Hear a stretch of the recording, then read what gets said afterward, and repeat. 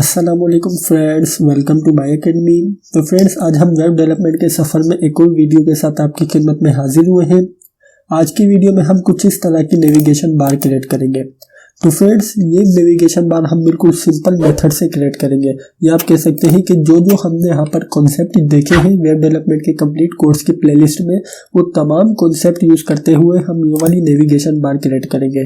तो फ्रेंड्स, अगर आपने अभी तक इस प्लेलिस्ट को एक्सेस नहीं किया तो जाइए इस प्लेलिस्ट को एक्सेस कर लीजिए, क्योंकि हम इसके अंदर web development step by step सीख रहे हैं। तो फ्रेंड्स, आइए आज की वीडियो शुरू करते हैं। तो फ्रेंड्स, हम आ चुके हैं अपने VS कोड में। तो आइए टाइम वेस्ट किए बगैर सबसे पहले एक न्यू फाइल क्रिएट कर लेते हैं। हम इसे नेम दे देते हैं navigation_bar.html। तो हमने यहाँ पर एक न्यू फाइल क्रिएट कर ली है और उसी के साथ साथ अब हमने यहाँ पर HTML की बॉयलर प्लेट भी इंक्लूड कर ली है। तो आइए सबसे पहले हम यहाँ पर इसका टाइटल चेंज कर देते हैं। हम यहाँ पर टाइटल में कहते हैं नेविगेशन बार, और इसी के साथ साथ अब हम अपना लाइव सर्वर भी ऑन कर लेते हैं। तो जैसे ही हमने अपना लाइव सर्वर ऑन किया तो हमारे पास यहाँ पर पेज का टाइटल शो रहा नेविगेशन बार। तो फ्रेंड्स, आइए सबसे पहले नेविगेशन क्रिएट करने के लिए अब हम यहाँ पर यूज़ करेंगे नेव बार का। तो हमने यहाँ पर सिंपल सेलेक्ट कर लिया है नेव टैग, और अब हम यहाँ पर इस नेव टैग के अंदर लेंगे अनऑर्डर लिस्ट। अनऑर्डर लिस्ट में सबसे पहले हम यहाँ पर कहते हैं UL। हमने यहाँ पर एक अनऑर्डर लिस्ट ले ली है, और उसके बाद अब हम यहाँ पर अनऑर्डर लिस्ट के अंदर लिस्ट के आइटम लेंगे। लिस्ट के आइटम से मुराद के जो हमारे पास नेविगेशन बार के अंदर ऑप्शन होते हैं, होम, अबाउट, इस तरीके से हम वो लेंगे। हम एक काम करते हैं, यहाँ पर 4 ऑप्शन ले लेते हैं। तो हमने यहाँ पर सेलेक्ट कर लिया है लिस्ट मल्टीप्लाई बाय 4। तो फ्रेंड्स, इस तरीके से हमारे पास लिस्ट के 4 आइटम इंक्लूड हो चुके हैं। अब हम यहाँ पर लिस्ट के आइटम के अंदर एंकर टैग इंक्लूड करेंगे। हम यहाँ पर एंकर टैग इंक्लूड क्यों कर रहे हैं? क्योंकि आपने देखा होगा कि आप किसी भी ऑप्शन के ऊपर क्लिक करते थे तो वो आपको न्यू पेज के ऊपर ले जाता था। वो किस तरीके से होता था? वो एंकर टैग की मदद से होता था। तो अब हम यहाँ पर सेलेक्ट कर लेते हैं एंकर टैग, और उसके बाद href में इसे कर देते हैं हैश। इसका मतलब क्या हुआ कि अभी हमारा एंकर टैग एक्टिव नहीं है। उसके बाद अब हम यहाँ पर इसे दे देते हैं होम, और उसी तरीके से सेकेंड लाइन के अंदर भी एंकर टैग ले लेते हैं और इसे भी हैश दे देते हैं। उसके बाद अब हम यहाँ पर इसे नेम दे देते हैं अबाउट, और इसकी और एक और एंकर टैग ले लेते हैं। तो हमने यहाँ पर ले लिया है एंकर टैग और इसे भी हैश दे दिया है। और इसके बाद अब हम यहाँ पर कहते हैं कॉन्टैक्ट अस, और इसी तरीके से अब हम यहाँ पर एक और एंकर टैग ले लेते हैं। तो अब हमने यहाँ पर सेलेक्ट कर लिया है A, और इसके बाद अब हम यहाँ पर इसे भी हैश दे देते हैं और इसे दे देते हैं सर्विसेज, या सर्विस ठीक रहेगा। तो आइए अब पेज में चलते हैं। तो जैसे ही पेज में आए तो आप देख सकते हैं कि हमारे पास यहाँ पर शो रहा है home, about, contact us, service. Friends, अब हम यहाँ पर स्टाइलिंग का काम करते हैं। अब हम यहाँ पर स्टाइलिंग का काम स्टेप बाय स्टेप करेंगे। सबसे पहले तो हम यहाँ पर स्टाइलिंग करेंगे अनऑर्डर लिस्ट के ऊपर। तो हम यहाँ पर हेड टैग के अंदर स्टाइल टैग इंक्लूड कर लेते हैं। स्टाइल टैग के अंदर हम यहाँ पर सेलेक्ट कर लेते हैं अनऑर्डर लिस्ट को। ठीक है, तो सबसे पहले आपने यहाँ पर देख सकते हैं कि हमारे पास यहाँ पर लिस्ट के अंदर आइटम के अंदर कुछ बुलेट शो रहे हैं। सबसे पहले तो हम यहाँ पर इन बुलेट्स को रिमूव करेंगे। तो हम यहाँ पर सबसे पहले सेलेक्ट कर देते हैं लिस्ट स्टाइलिंग, और उसके बाद हम इसे कर देते हैं नन। तो फ्रेंड्स, आइए पेज में चलते हैं। तो जैसे ही पेज में तो आप देख सकते हैं कि हमारे पास यहाँ पर बुलेट रिमूव हो चुकी है, और इसी तरीके से अब हम यहाँ पर इसकी मार्जिन और पैडिंग भी 0 कर देते हैं। ठीक है, तो हमने यहाँ पर मार्जिन कर ली 0 पिक्सल, और इसी तरीके से पैडिंग भी कर लेते हैं 0 पिक्सल को। आइए पेज में चलते हैं। जैसे ही पेज में तो आप देख सकते हैं कि हमारे पास यहाँ पर इसकी मार्जिन और पैडिंग 0 पिक्सल हो चुकी है। तो इसी तरीके से अब हम यहाँ पर इसको बैकग्राउंड कलर भी दे देते हैं। हम यहाँ पर कहते हैं बैकग्राउंड कलर। बैकग्राउंड कलर अभी हम फिलहाल कोई लाइट सा सेलेक्ट कर लेते हैं, उसके बाद हम चूज कर लेंगे। तो हम यहाँ पर बैकग्राउंड कलर ले लेते हैं सियान।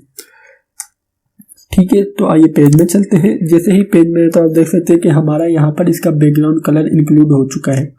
ठीक है फ्रेंड्स, तो अब हम यहाँ पर एक काम करते हैं कि अब हम यहाँ पर अपने इस अनऑर्डर लिस्ट को हाइड भी दे देते हैं। हम यहाँ पर इसकी हाइट सेट कर देते हैं 35 पिक्सल। हाइट 35 पिक्सल ठीक रहेगी। तो जैसे ही पेज में है तो आप देख सकते हैं कि हमारे पास यहाँ पर इसकी हाइट 35 पिक्सल इंक्लूड हो चुकी है।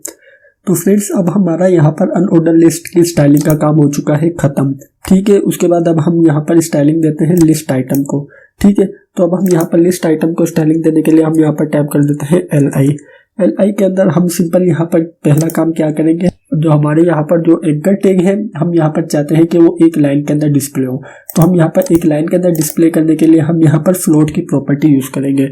हम यहाँ पर कहते हैं फ्लोट और उसके बाद अब हम यहाँ पर फ्लोट कर देते हैं लेफ्ट। तो फ्रेंड्स ये जो तमाम प्रॉपर्टीज और ये तमाम कॉन्सेप्ट है ये हम अपने प्रीवियस वीडियोस में देख चुके हैं। तो इसी वजह से मैं उम्मीद करता हूँ कि आपको वीडियो देखने में कोई डिफिकल्टी नहीं आ रही होगी। तो फ्रेंड्स आइए पेज में चलते हैं। जैसे ही पेज में है तो आप देख सकते हैं कि हमारे पास यहाँ पर ये तमाम एलिमेंट एक लाइन के अंदर शो रहे हैं, ठीक है। तो अब हम यहाँ पर सिंपल इसके अंदर पेडिंग वगैरह भी अप्लाई करेंगे। तो हम पेडिंग वगैरह अप्लाई करेंगे एंकर टैग के ऊपर। हमारा यहाँ पर एल टैग की स्टाइलिंग का काम हो चुका है खत्म। तो अब हम यहाँ पर एंकर टैग को टारगेट करते हैं, ठीक है। एंकर टैग के अंदर सबसे पहले हम यहाँ पर इसे सेलेक्ट कर लेते हैं डिस्प्ले ब्लॉक। ये हम क्यों कर रहे हैं ये आपको मालूम है, क्योंकि हमने अपने डिस्प्ले वाली प्रॉपर्टी के अंदर देखा था ये सब कुछ। तो आइए पेज में चलते हैं। जैसे ही पेज में तो हमारे पास यहाँ पर कुछ भी चेंजिंग नहीं आई है। डिस्प्ले ब्लॉक करने का एक और मर्तबा आपको बताता चलूँ कि जो हमारा एंकर टैग होता है वो बेसिकली इनलाइन एलिमेंट होता है। तो इनलाइन एलिमेंट में हम विड्थ हाइट वगैरह कुछ भी सेट नहीं कर सकते। तो इसी वजह से हमने यहाँ पर इसे डिस्प्ले ब्लॉक की प्रॉपर्टी अप्लाई कर दी है। तो आइए अब हम यहाँ पर इसकी पेडिंग अप्लाई कर देते हैं। हम यहाँ पर पेडिंग कर देते हैं।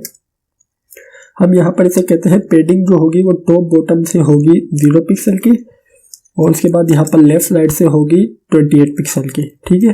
तो आइए पेज में चलते हैं। जैसे ही पेज में आए तो आप देख सकते हैं कि हमारे यहाँ पर टॉप बॉटम से तो 0 पिक्सल की पेडिंग है, लेकिन लेफ्ट राइट से हमारे पास यहाँ पर 28 पिक्सल की पेडिंग इंक्लूड हो चुकी है। तो फ्रेंड्स आप यहाँ पर देख रहे होंगे कि जो हमारा यहाँ पर एंकर टैग है उसके अंदर अंडरलाइन हो रही है। तो अब हम यहाँ पर इसके अंदर सबसे पहले तो इसकी टेक्स्ट डेकोरेशन को नन कर देते हैं। तो हम यहाँ पर कहते हैं टेक्स्ट डेकोरेशन और उसके बाद अब हम यहाँ पर इसे कहते हैं नन, ठीक है। तो आइए पेज में चलते हैं। तो जैसे ही पेज में आया तो आप देख सकते हैं कि हमारे पास यहाँ पर इसकी अंडरलाइन हट चुकी है, ठीक है। तो फ्रेंड्स आइए अब हम यहाँ पर सबसे पहले तो इसे कलर दे देते हैं। तो अब हम यहाँ पर इसे कलर देंगे वाइट। तो हमने यहाँ पर सेलेक्ट कर लेते हैं वाइट और इसके बाद अब हम यहाँ पर पेज में चलते हैं। तो जैसे पेज में आया तो आप देख सकते हैं कि हमारे पास यहाँ पर एंकर टैग का कलर वाइट हो चुका है। और उसी के साथ साथ अब हम यहाँ पर जो हमारी अनऑर्डर लिस्ट है उसके बैकग्राउंड कलर में कर देते हैं ब्लैक। तो आइए पेज में चलते हैं। जैसे ही पेज में आया तो आप देख सकते हैं कि हमारा यहाँ पर इसका बैकग्राउंड कलर ब्लैक हो चुका है। तो फ्रेंड्स अब हमें यहाँ पर इसे मार्जिन अप्लाई करना पड़ेगा। तो अब मैं आपको सबसे पहले तो यहाँ पर मार्जिन अप्लाई करके दिखाता हूँ। मार्जिन अप्लाई करने के बाद मैं आपको एक छोटी सी ट्रिक दूंगा जिससे तमाम एलिमेंट सेंटर हो जाएंगे। किस तरीके से? सबसे पहले तो मैं आपको यहाँ पर मार्जिन अप्लाई करके दिखाता हूँ, क्योंकि मैं चीज़ों को बिल्कुल सिंपल रखता हूँ अभी। तो मैं यहाँ पर मार्जिन टॉप से दे देता हूँ 15 पिक्सल आई थिंक ज़्यादा हो जाएगा, लेकिन ट्राई करते हैं, ठीक है। तो अब यहाँ पर थोड़ा कम कर लेते हैं मार्जिन यहाँ पर करते हैं 12 पिक्सल। आइए पेज में चलते हैं। तो जैसे ही पेज में आया तो आप देख सकते हैं कि हमारा यहाँ पर नीचे आ चुका है, लेकिन हमारे पास यहाँ पर एक शॉर्टकट मेथड भी है। शॉर्टकट मेथड में हम यहाँ पर इसे एंकर टैग के अंदर मार्जिन अप्लाई नहीं करेंगे, जबकि हम क्या करेंगे, हम यहाँ पर जो हमारा अनऑर्डर लिस्ट है हम इसके अंदर कहते हैं लाइन हाइट। हमारे पास यहाँ पर लाइन हाइट के नाम से एक प्रॉपर्टी होती है, हम यहाँ पर सिंपल वो सेलेक्ट कर लेते हैं। तो हम यहाँ पर कहते हैं लाइन हाइट और उसके बाद अब हम यहाँ पर इसकी लाइन हाइट सेलेक्ट कर लेते हैं 35 पिक्सल की। आइए पेज में चलते हैं। तो जैसे ही पेज में है तो आप देख सकते हैं कि हमारा यहाँ पर एक्यूरेट सेंटर हो चुका है। तो फ्रेंड्स ये थी छोटी सी ट्रिक जिसकी मदद से हमने अपने इस एंकर टैग की मार्जिन को सेट कर लिया है। तो फ्रेंड्स आइए अब हम यहाँ पर इसके अंदर हॉवर की प्रॉपर्टी अप्लाई कर लेते हैं। तो हम यहाँ पर यूज़ करेंगे सूडो सेलेक्टर का। यह हमने अपने प्रीवियस वीडियोज में सूडो सेलेक्टर भी देख चुके हैं। तो हम यहाँ पर कहते हैं a-hover। तो जैसे ही इसके ऊपर हवर किया जाए तो इसका जो बैकग्राउंड कलर है वो हो जाए वाइट।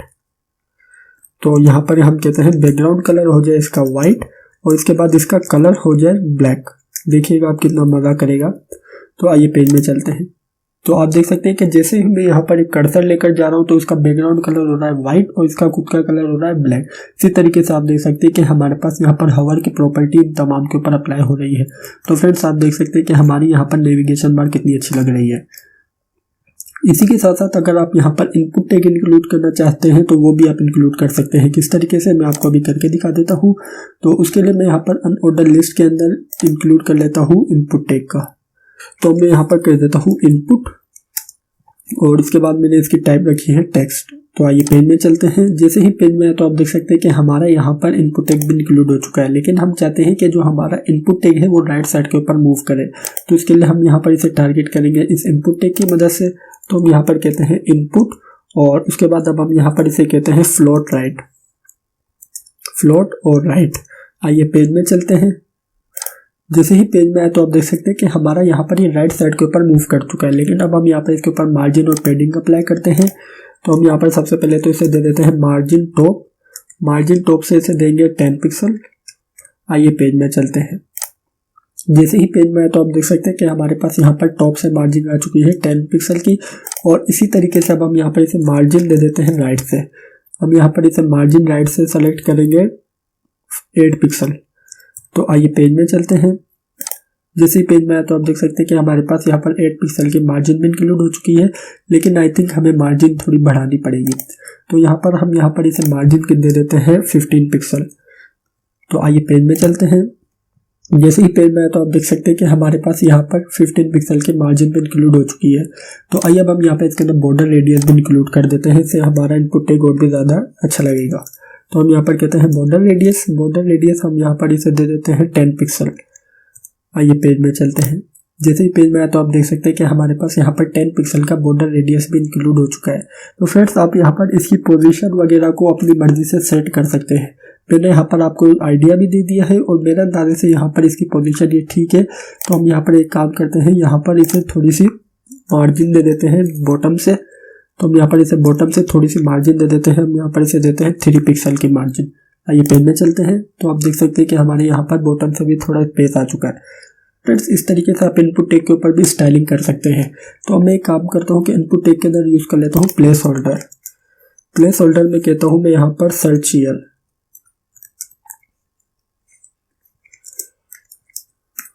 आइए पेज में चलते हैं। जैसे पेज में आया तो आप देख सकते हैं कि हमारे पास यहाँ पर क्या है सर्च हियर। तो फ्रेंड्स आप देख सकते हैं कि हमारे यहाँ पर कितनी अट्रैक्टिव नेविगेशन बार क्रिएट हो चुकी है। तो फ्रेंड्स ये जितने भी कॉन्सेप्ट हमने यूज़ किए हैं ये हमने अपनी प्रीवियस वीडियो में देख चुके हैं। तो फ्रेंड्स अगर आपने अभी तक ये प्लेलिस्ट एक्सेस नहीं की तो काइंडली इस प्लेलिस्ट को एक्सेस कर लीजिए, क्योंकि हम इसके अंदर web development step by step सीख रहे हैं। तो फ्रेंड्स ये थी हमारी आज की वीडियो। मैं उम्मीद करता हूँ कि आपको आज की वीडियो अच्छी लगी होगी और समझ आई होगी। अगर वीडियो अच्छी लगी है तो लाइक लाजमी कीजिएगा, और अगर आपने अभी तक चैनल को सब्सक्राइब नहीं किया हुआ तो सबसे पहले चैनल को सब्सक्राइब कर लीजिए और बेल के आइकन पर लाजमी क्लिक कीजिएगा। Thank you for watching this video friends. Bye bye.